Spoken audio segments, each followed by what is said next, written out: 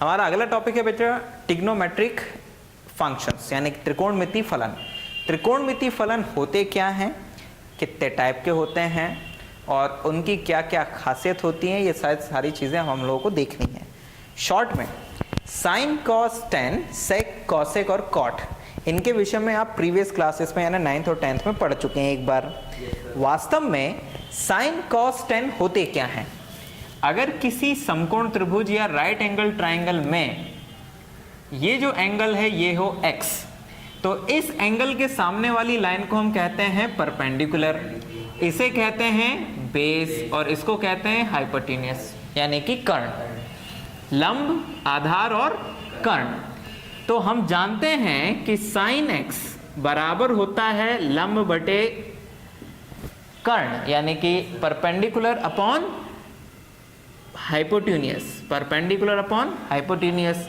ठीक, cos x बराबर होता है कितना, बेस अपॉन हाइपोटेन्यूस यानी कि आधार बटे कर्ण, ये होता है लंब बटे कर्ण, ये होता है आधार बटे कर्ण।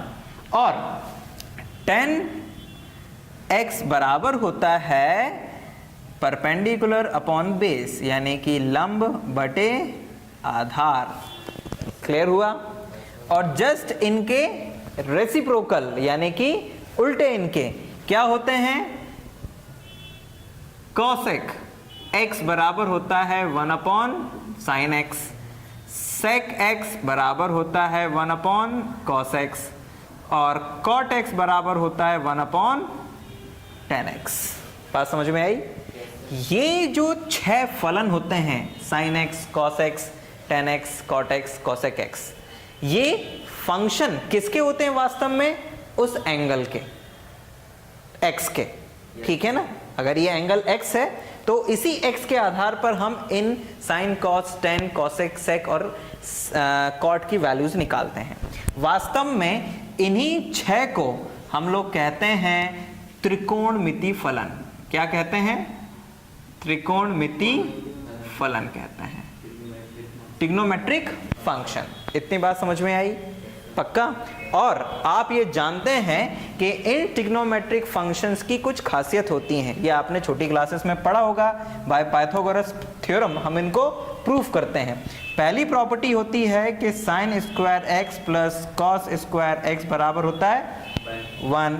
दूसरी प्रॉपर्टी होती है कि 1 प्लस टेन स्क्वायर एक्स बराबर होता है कितना, कहना sir, sec square x. And तीसरी होती है बच्चों 1 प्लस कॉट स्क्वायर एक्स बराबर होता है कॉसेक स्क्वायर एक्स। ये 3 खासियत इन ट्रिग्नोमेट्रिक फंक्शंस की हम प्रीवियस क्लासेस में पढ़ चुके हैं, जो आपको ध्यान होंगी। ठीक, अब हम लोग आगे बढ़ते हैं। अब हम लोग क्योंकि कोण, एंगल्स के विषय में पढ़ चुके हैं और ट्रिग्नोमेट्रिक फंक्शंस के विषय में भी पढ़ चुके हैं। अब प्रश्न ये उठता है कि अगर हमें sine 30, sine 0 degree, cos 30, cos 45, cos 60 इन सब की वैल्यूज निकालनी हो तो कैसे निकालेंगे? त्रिकोणमिति फंक्शन समझ में आया? ठीक है, ओके। अब जरा ध्यान दो, वैल्यूज ऑफ ट्राइगोनोमेट्रिक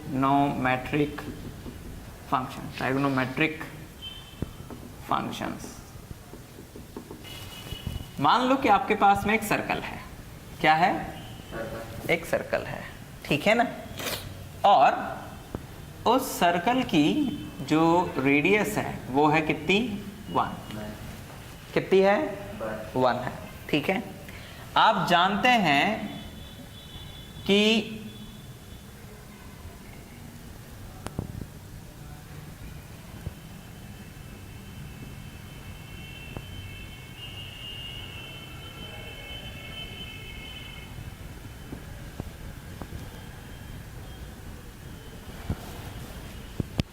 मान लीजिए कि आपने ये जो सर्कल बनाया है इसकी रेडियस है 1, ये है x एक्सिस और ये है y एक्सिस।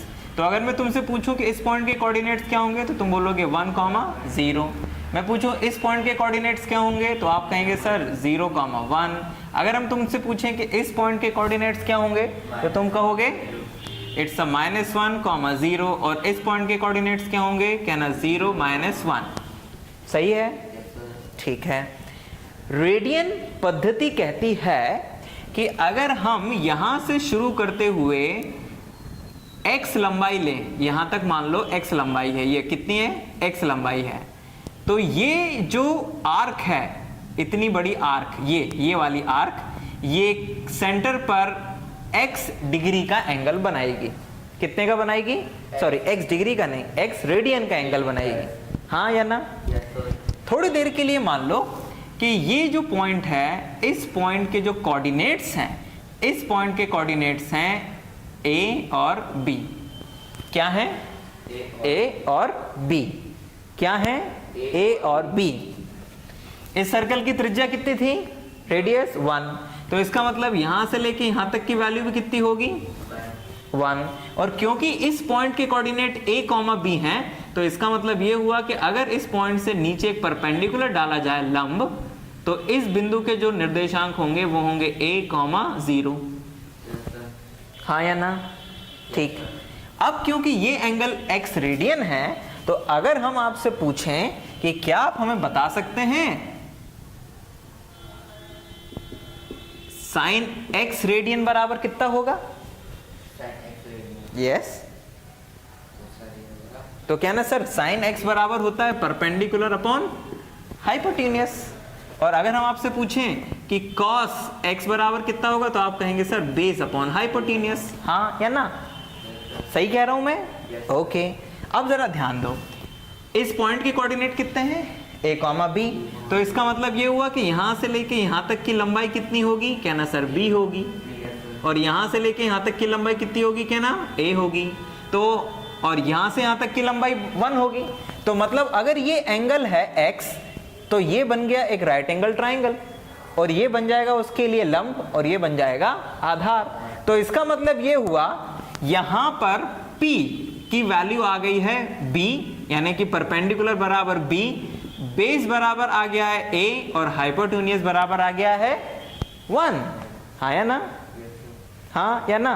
तो इसका मतलब ये हुआ कि साइन x बराबर हो गया है किसके, b के, और cos x बराबर हो गया है a के।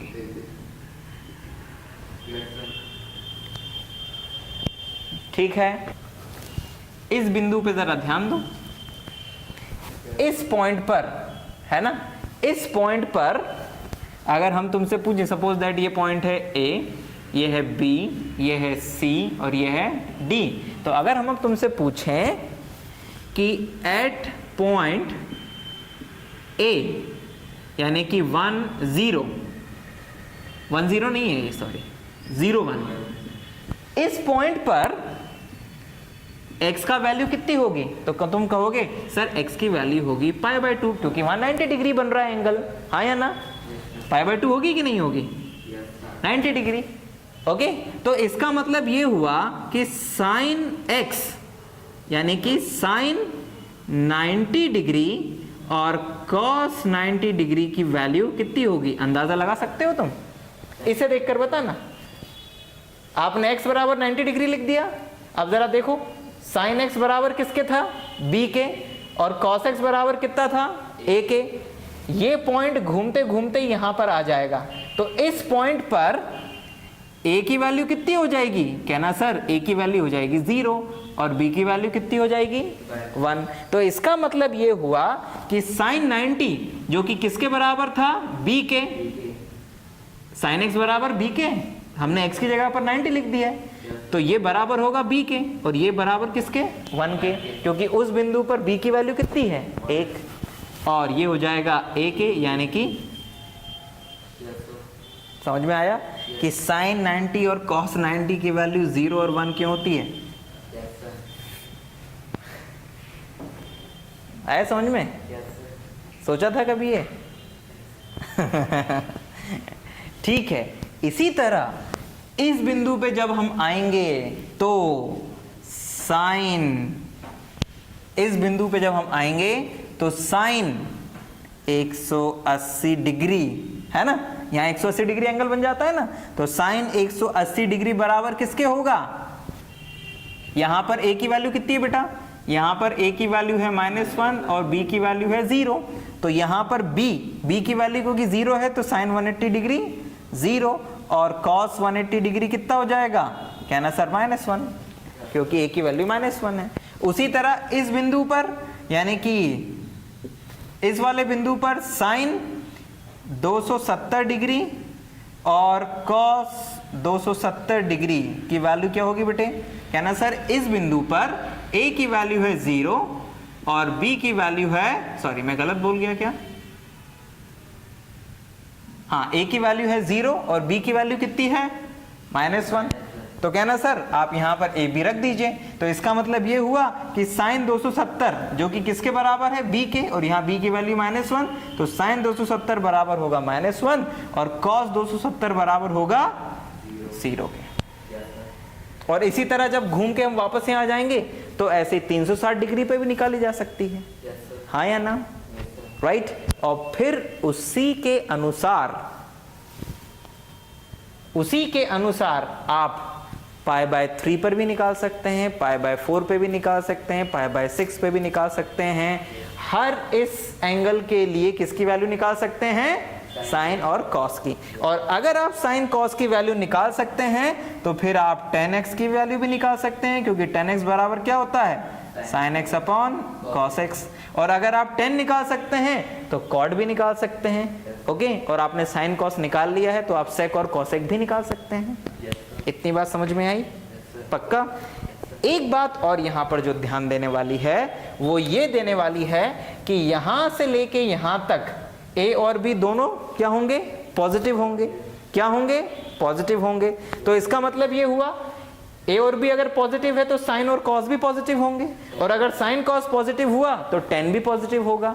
तो इसका मतलब ये हुआ कि इस प्रथम चतुर्थांश या फर्स्ट क्वाड्रेंट में तीनों क्या होते हैं, पॉजिटिव होते हैं, ऑल पॉजिटिव। बात समझ में आ रही है बेटा। यहां पर इस वाले क्वाड्रेंट में, इस वाले में कौन नेगेटिव हो जाता है, कहना सर इसमें a नेगेटिव हो जाता है। a नेगेटिव मतलब कौन नेगेटिव हो गया, कॉस नेगेटिव हो गया, लेकिन b कहना सर पॉजिटिव ही रहता है।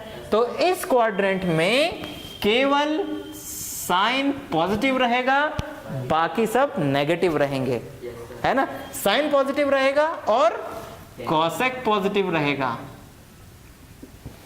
क्योंकि साइन कॉसेक बराबर 1/sin। बात समझ में आ रही है। बाकी कॉस नेगेटिव है तो साइन अपॉन कॉस tan भी नेगेटिव होगा, कॉट भी नेगेटिव होगा और सेक भी नेगेटिव होगा। बात समझ में आई। और इस क्वाड्रेंट में, थर्ड वाले क्वाड्रेंट में कौन नेगेटिव हो जाता है, कहना सर इसमें b नेगेटिव हो जाता है और a भी नेगेटिव रहता है, यानी कि इसमें साइन भी नेगेटिव, कॉस भी नेगेटिव, और अगर साइन और कॉस नेगेटिव होंगे तो साइन अपॉन कॉस क्या बन जाएगा, पॉजिटिव, क्योंकि साइन माइनस और माइनस कैंसिल हो जाएंगे। तो इसीलिए थर्ड क्वाड्रेंट में tan पॉजिटिव होता है और कॉट पॉजिटिव होता है। क्लियर। यानी जो भी एंगल आपको थर्ड क्वाड्रेंट में पहुंचाएगा तो उसके लिए साइन और कॉस पॉजिटिव होंगे। क्लियर हुई बात। एंड इसी तरह यहां पर a पॉजिटिव होता है, b नेगेटिव होता है। तो a पॉजिटिव, b नेगेटिव, तो इसका मतलब यहां पर कौन पॉजिटिव हुआ, कहना सर यहां पे फिर cos प्लस का होगा और sec प्लस का, और बाकी सब नेगेटिव। तो किस क्वाड्रेंट में कौन सा ट्रिग्नोमेट्रिक फंक्शन पॉजिटिव होता है, नेगेटिव होता है, बात क्लियर हुई, पक्का। भूलोगे तो नहीं, क्योंकि इसी के आधार पर हम एक बड़ी सी टेबल बनाने वाले हैं। अब कौन सी, sine 90 minus plus minus theta, sine 180 plus minus, sine 270 plus minus और साइन 360 प्लस माइनस, और ऐसे ही सेक, कॉसेक, कॉट 10 के लिए भी टेबल बनाने वाले हैं। ठीक है।